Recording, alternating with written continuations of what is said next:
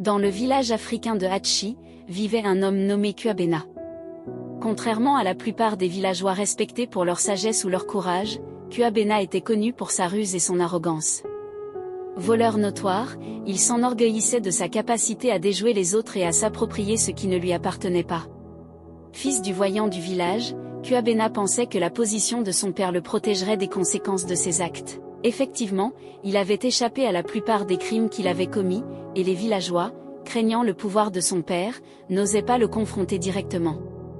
Malgré leurs efforts pour l'orienter vers le droit chemin, le voyant restait aveuglé par l'amour pour son fils unique, refusant de le discipliner sévèrement.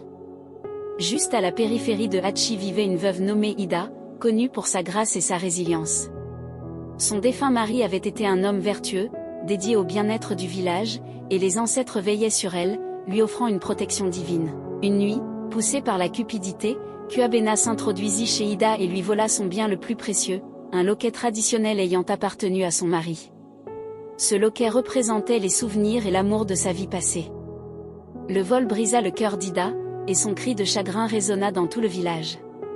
Les villageois, bien que furieux, étaient impuissants face à Kuabena à cause de la protection que lui accordait son père. Les ancêtres, cependant, ne tolérèrent pas cette offense.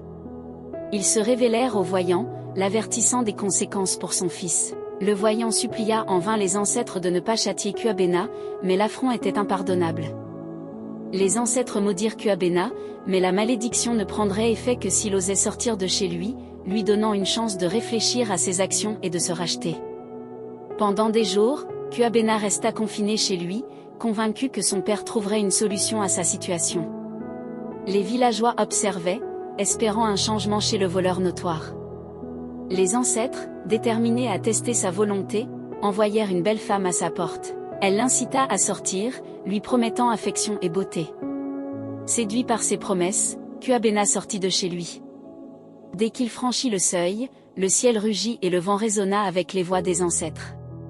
Instantanément, sa tête commença à grossir, symbole physique de sa cupidité et de sa culpabilité.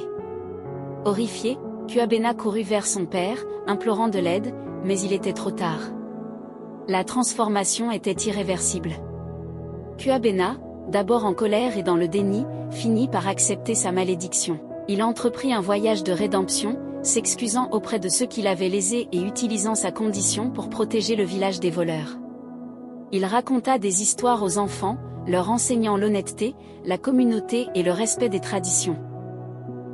Au fil des années, la tête de Kuabena, bien que toujours grande, devint un symbole de sa transformation. Les enfants, n'ayant jamais connu le voleur qu'il était, ne voyaient que le doux géant enseignant avec bonté et sagesse. La malédiction, bien qu'ayant changé le cours de sa vie, fit de lui un homme meilleur, rappelant à tous l'importance de l'humilité et du respect des dieux.